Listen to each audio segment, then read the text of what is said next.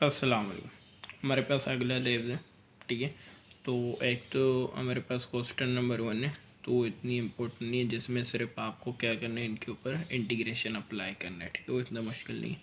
बात आता है क्वेश्चन नंबर 2, जो कि सिमुलेट करना है और इम्पोर्टेंट भी है, जो कि मिसने कहा था कि सिमुलेशन वाला इम्पोर्टेंट है, तो उसको करेंगे। तो क्वेश्चन नंबर 2 हमारे पास है, क्या करें, ड्रॉ 50 रैंडम सैंपल साइज क्या होना चाहिए उसके, पाइप ईच यूनिफॉर्म डिस्ट्रीब्यूशन, ठीक है। तो यूनिफॉर्म डिस्ट्रीब्यूशन है हमारे पास, क्या करना है, इसका सिमुलेट करना है, रैंडम नंबर निकालना है। तो सबसे पहले ए पार्ट करेंगे। तो ए पार्ट के लिए हमें क्या करना है, इसकी रैंडम नंबर निकालना है यूनिफॉर्म डिस्ट्रीब्यूशन को। तो उसके लिए सबसे पहले हमें क्या होना चाहिए, CDF चाहिए होता है, उससे हम क्या निकालेंगे, इनवर्स निकालेंगे। तो हमें पता होना चाहिए जो यूनिफॉर्म डिस्ट्रीब्यूशन है उसका PDF हमारे पास होता है 1p-a, ठीक है।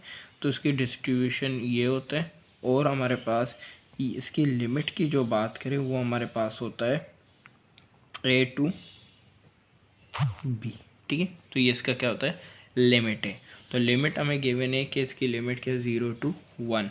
तो यहाँ पे 0 to 1 लिमिट गिवन है, ठीक है। यूनिफॉर्म डिस्ट्रीब्यूशन हमेशा ये होता है, तो 0 to 1 पे लाई करता है। तो अगर बात करें यहाँ पे A की वैल्यू क्या है 0, B की वैल्यू क्या है 1 है, तो सिंपल यहाँ पे आप इसकी वैल्यू भी पुट कर सकते हैं कि B 1 है, एंड A की बात करें तो हमारे पास क्या आ जाएगा, 0 आ जाएगा। तो ये किसके इक्वल होगा, 1। तो जो इसकी PDF है, ठीक है, यूनिफॉर्म डिस्ट्रीब्यूशन, वो किसके इक्वल है, 1।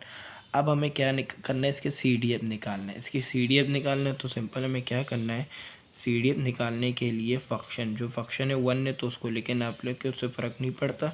तो इंटीग्रेशन लेंगे लोअर वैल्यू, लोअर वैल्यू क्या हमारे पास 0 0 to x, ठीक है। तो d/x आ गया।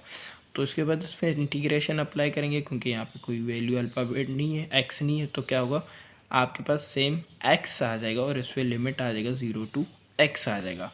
तो इस पर लिमिट अप्लाई करेंगे x की, x आ जाएगा, -0 आ जाएगा। तो यहाँ पे इसकी CDF किसके इक्वल आ जाएगा, x की आ जाएगा। तो यहाँ पे इन्वर्स निकालने की ज़रूरत नहीं है, इन्वर्स इसलिए निकालते हैं ताकि x की वैल्यू आ जाए। निकाले तो x यहाँ पे क्या आ रहा है, CDF के इक्वल आ रहा है, मतलब x जो हमारे पास होगा, CDF की जगह आप उसका क्या लिखते हैं, U भी लिख सकते हैं, ठीक है। U क्या होता है, रैंडम नंबर को शो करता है, ठीक है। तो U की जगह आप रैंडम भी निकाल सकते हैं। अब हम क्या करेंगे, इसमें आगे का काम करेंगे, जो कि हमें गिवन है 50 रैंडम नंबर निकालना है। तो यहाँ पे आपके पास क्या आएगा, सीरियल नंबर, सीरियल नंबर में कितने आएगा, 1 2 3 कहाँ तक आएगा, 50 तक आ जाएगा। ये हमारे पास रैंडम नंबर आ जाएंगे।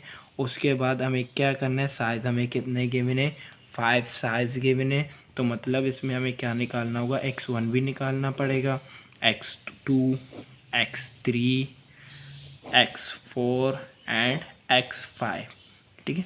तो यहाँ तक हमें क्या करना है, साइज़ 5 है तो x5 तक निकालना है, अगर साइज़ 6 देंगे तो x6 तक जाएगा, ठीक है। तो ये निकालना है।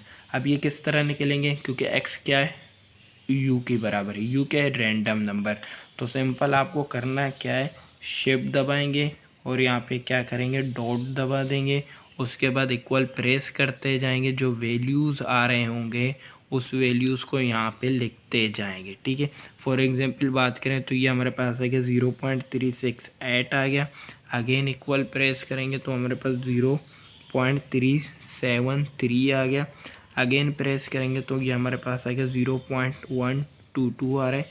अगेन हम प्रेस करेंगे तो हमारे पास 0.431 आ रहा है। अगेन इसको हम प्रेस करेंगे तो हमारे पास आ रहा है 0.460 आ रहा है। तो ये हमारे पास क्या हो गया, x की वैल्यूज़ आ गए, ठीक है। तो इसी तरह आपने ये हमने 1 के लिए कि आपको 2 3 4 50 तक इसी तरह करने होंगे। उसके बाद ये हमारे पास कंप्लीट हो गया, बाकी आप सेम इसी तरह करेंगे। तो उसके बाद अगला इसका पार्ट क्या कह रहे हैं बी में, कि आप क्या करें, compute sample mean and sample median from each sample as an estimate population mean. तो हमें क्या करना है, इन जितने भी हमने यहाँ पे आपके पास सैंपल निकले हैं उनके हमें क्या निकालना है, मीन निकालना है एंड मीडियन निकालना है। तो मीन और मीडियन किस तरह निकलेगा, सिंपल देख लें। मीन की बात करें तो यहाँ पे जो x बार आपके पास होगा वो होगा summation x divide by n, ठीक है। Sum of x divide by n, sum of x क्या, तो मतलब यहाँ पे जितने भी आपने 5 वैल्यूज़ निकाले इन पांचों वैल्यूज़ को प्लस कर दें, ठीक है, और उसको डिवाइड करें किसके साथ, n के साथ। समेशन x की बात करें तो क्या है, x1 plus x2 plus x3 plus x5। तो इन पांचों वैल्यूज़ को आप प्लस करेंगे और उसको डिवाइड करेंगे किसके साथ, n आपके पास क्या है, क्योंकि 5 वैल्यूज़ है तो इसको आप सिंपल 5 के साथ क्या करेंगे, डिवाइड करेंगे। n हमारे पास क्या है, 5 है, तो इन पाँचों को पहले सम कर देंगे, उसके बाद 5 से डिवाइड कर देंगे, तो हमारे पास क्या आ जाएगा, x बार आ जाएगा। तो सारी वैल्यूज़ को इसी तरह करेंगे, इनका सम करके 5 से डिवाइड करेंगे, x बार आता जाएगा। उसके बाद आता है मीडियन। क्या आता है, मीडियन। तो मीडियन किस तरह निकालेंगे, देखिए मीडियन का जो फार्मूला होता है वो होता है n+1 डिवाइडेड बाई 2th, ठीक है, तो ट्रम को शो करता है। अब यहाँ पे देखें आपके पास वैल्यूज़ कितने हैं, इसमें n क्या है, 5 है, n क्या हमारे पास 5 है, तो अगर इसको सॉल्व करें तो हमारे पास आएगा 5+1 डिवाइड बाई 2, तो कितने होंगे, 6। तो ये आ गया 6 डिवाइड बाई 2, 6 डिवाइड बाई 2, तो मतलब क्या आएगा, इनको सिंप्लीफाई करेंगे तो सिंपल हमारे पास आएगा 3 आ जाएगा।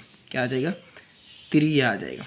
अब 3 का मतलब क्या होता है, यहाँ पे टर्ड वाला आपको क्या करना है, वैल्यूज़ लेना पड़ेगा। अब यहाँ से आप x3 की वैल्यूज़ नहीं लिखेंगे, इस बात को याद करें, टर्ड मतलब x3 होगा, टर्ड वैल्यू ही होगा, बट आपको x3 की वैल्यूज़ नहीं लेना है। तो किसकी वैल्यू लेना है, टर्ड वैल्यूज़, मतलब आप इसको असेंडिंग ऑर्डर में करके फिर जो आपके पास टर्ड में आता है उसको वैल्यू लेंगे।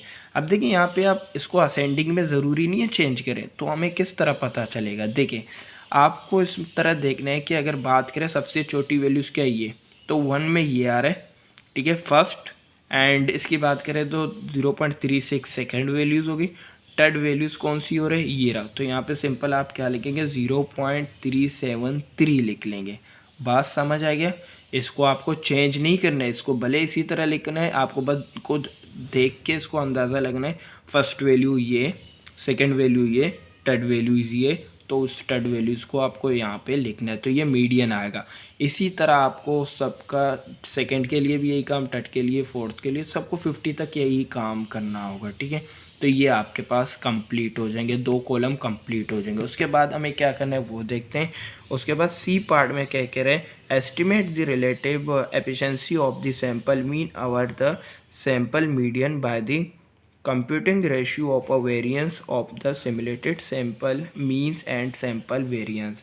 तो हमें क्या करना है, जो कि हमने x बार निकाला है और मीडियम निकाला है, तो इनका हमें क्या करना है, रेशियो निकालना है, या तो आप सिंपल कहें रिलेटिव निकालना है, बट किसकी, वेरिएंस की। तो हमें करना क्या होगा, अब देखें सबसे पहले इन दोनों की वेरिएंस निकालना पड़ेगा। वेरिएंस किस तरह निकालेंगे, देखिए आपके पास यहाँ पे वैल्यूज़ आ रहे होंगे, फॉर एग्जांपल यहाँ पे आपके पास होगा 0.1, 0.5, 0.3, इसी तरह कुछ वैल्यूज़ यहाँ पे आएंगे, कुछ वैल्यूज़ यहाँ पे। तो इन सारे वैल्यूज़ को आपको क्या करना है, कैलकुलेटर में पुट करना है। कैलकुलेटर में किस तरह पुट करना है, आसान तरीका बताता हूँ, दोनों कॉलम एक साथ आ जाएंगे, मोड दबा दें, मोड के बाद आप जाएं 3 पे, जो स्टेट है उसको करें, 3 प्रेस करने के बाद ये जो सेकेंड वाला 2 है तो इसको प्रेस कर दें। अब यहाँ पे आपके पास 2 कॉलम आ गए। फर्स्ट कॉलम में यहाँ पे जितनी वैल्यूज़ आपके पास आ जाएंगे वो सारी वैल्यूज़ यहाँ पे पुट कर देंगे, और इसी तरह मीडियन के जितने वैल्यूज़ आ जाएंगे उनको भी यहाँ पे वैल्यू 50 वैल्यू इसके आएंगे, 50 वैल्यू इसके आएंगे, दोनों के 50-50 वैल्यूज़ आएंगे। उन 50-50 वैल्यूज़ को आप यहाँ पे पुट कर देंगे। यहाँ पे पुट करने के बाद आप क्या करेंगे, फॉर एग्जांपल यहाँ में मैं 2-3 वैल्यूज़ पुट करता हूँ ताकि आपको समझा सकूँ। तो यहाँ पे 6 और यहाँ पे 5, ये हमारे पास वैल्यूज़ आ गए। उसके बाद आपको करना क्या होगा, शिफ्ट दबाएंगे, शिफ्ट दबाने के बाद 1 दबा देंगे, 1 दबाने के बाद आप 4 दबा देंगे, 4 दबाने के बाद यहाँ पे 2 वेरिएंस आपके पास आ जाते हैं, एक 3 पे आता है, एक 4 पे आता है। ये x की बात करें, और इसी तरह ये देखिए 6 और 7 पे y की आ रहा है, क्योंकि 2 कॉलम लिए हमने। तो x की बात करें तो यहाँ पे आप 4 वाला वैल्यूज़ लेंगे, ठीक है, सैंपल के लिए 4 लेंगे।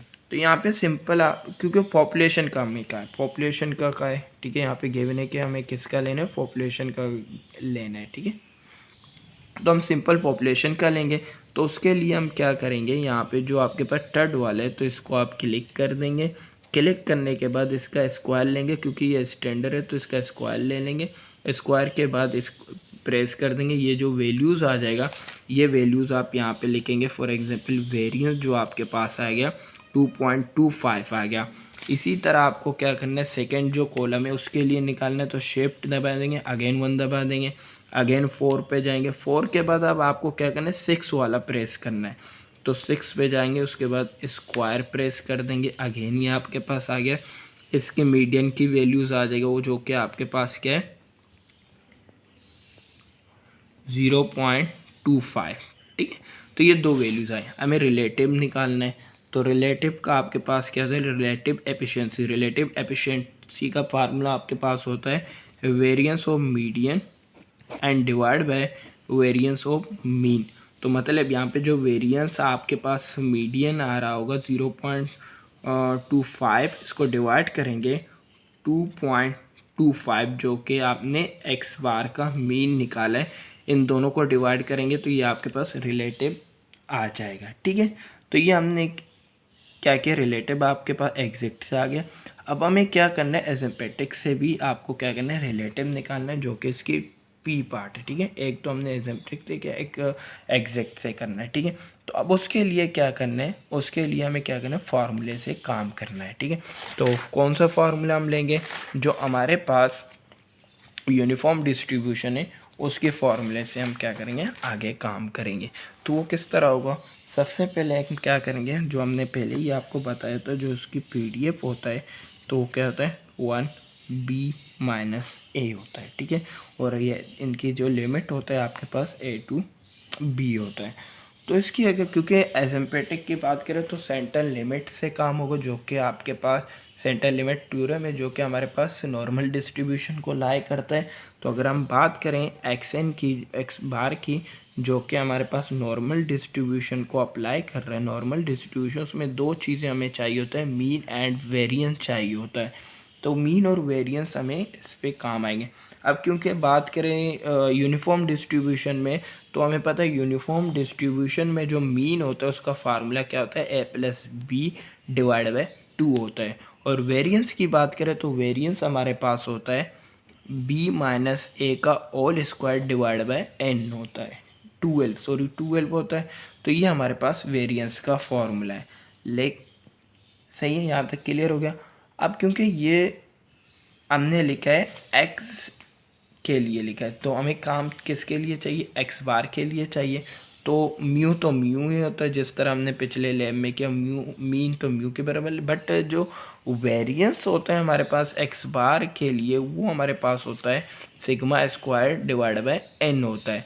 तो सिंपल अगर इसमें बात करें, सिग्मा स्क्वायर हमारे पास क्या है, b-12 का होल स्क्वायर डिवाइड बाय 12 और n इसके साथ इसी तरह मल्टीप्लाई हो गया। तो ये सिंपल हमारे पास आ गया। अब ये हमारे पास किसके लिए आया था, ये हमने बात काम की है मीन के लिए, क्योंकि हमें दो चीज़ें चाहिए, एक तो मीन चाहिए, एक तो हमारे पास क्या चाहिए, मीडियन चाहिए। तो ये हमने जो एसिम्प्टोटिक काम किया वो मीन के लिए किया, ये हमने मीन के लिए किया। अब हमें किसके लिए काम करना है, मीडियन के लिए करना है। सेम मीडियन के लिए आपके पास भी यही होगा कि एक्स बार जो हमारे पास है वो नॉर्मल डिस्ट्रीब्यूशन को अप्लाई करना है। तो यहाँ पे जो मीन होता है वो क्या होता है, इसमें एक्स पी होता है। तो यहाँ पे इसका सिंपल फार्मूला होता है कि जो हमारे पास मीन तो मीन ही होता है, सही। मीन क्या है आपके पास, ये जो आपके पास अल्फा में, बट हमें क्या चाहिए, वेरिएंस चाहिए। तो उसके लिए आपके पास क्या होता है, एक्स पी का बार जो हमारे पास इक्वल होता है, उसका फार्मूला होता है p1 - p divide by n, और उसका क्या होता है, फंक्शन का होल स्क्वायर, ठीक है। तो हमें ये निकालना है। अब फंक्शन हमारे पास क्या है, 1 - b। तो यहाँ पे सिंपल आप इसको करेंगे तो आपके पास क्या आएगा, 1 - ba का होल स्क्वायर। तो इसमें वैल्यूज़ पुट कर देंगे, और p हमारे क्योंकि यूनिफॉर्म डिस्ट्रीब्यूशन है, तो यहाँ पे आपके पास क्या है, 50-50 चांसेस होते हैं। तो यहाँ पे जो p की वैल्यू है वो हमें गिवन है 0.5 गिवन है, ठीक है। तो सिंपल हम पुट करेंगे तो p की जगह क्या आएगा, 0.5 आ जाएगा। 1 - p की जगह क्या है, 0.5 आ जाएगा, 0.5 आ जाएगा। और n हमारे पास कितना गिवन है, n हम इसकी तरह n को फिलहाल लिखेंगे। और हमारे पास जो फंक्शन है उस फंक्शन की बात करें तो हमारे पास वो क्या है, 1b - a का होल स्क्वायर। सही यहाँ तक। तो इसको और भी हम सिंप्लीफाई करेंगे। तो सिंप्लीफाई करने के बाद क्या होगा कि इनको हम मल्टीप्लाई करेंगे। 1 में से आप क्या करेंगे 0.5 माइनस कर देंगे तो आपके पास 0.5 बचेगा। जब 0.5 को 0.5 से आप मल्टीप्लाई करेंगे तो वो बन जाएगा 0.25, जो कि इक्वल होता है, अगर फ्रैक्शन पे बात करें तो 1/4 के इक्वल होता है। तो सिंपल इसकी जगह हम क्या लिखेंगे, यहाँ पे इनको जब सिंप्लीफाई करेंगे तो ये आपके पास आ जाएगा 1/4 आ जाएगा। ठीक है, अब यहाँ पे n है तो n इसी तरह आ जाएगा। अब यहाँ पे क्योंकि अगर इसको सिंप्लीफाई करें तो ये 1 का स्क्वायर 1 हो जाएगा, और यहाँ पे जो ये होगा b माइनस a का होल स्क्वायर, क्योंकि डिवाइड है तो यहाँ पे आके मल्टीप्लाई होगा, तो ये आपके पास आ जाएगा b माइनस a का होल स्क्वायर।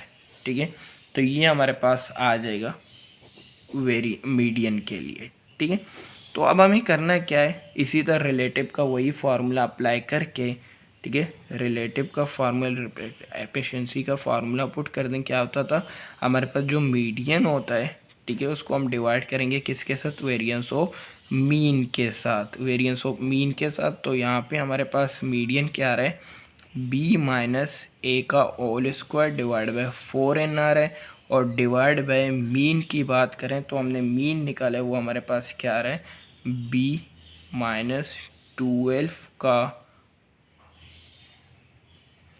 b माइनस ए, यहाँ पे b माइनस ए का whole square and divide by 12n आ गया।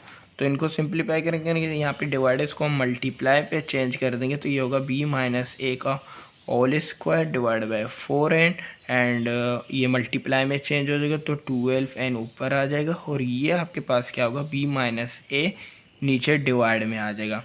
तो n से n कैंसिल, b माइनस ए स्क्वायर से b माइनस कैंसिल, तो 4 1 ज़ा 4, 4 3 ज़ा 12। तो सिंपल आपके पास इसका आंसर क्या आएगा, यहाँ पे 1 बचेगा, 1 3 ज़ा, तो यहाँ पे क्या आ जाएगा 3 आ जाएगा।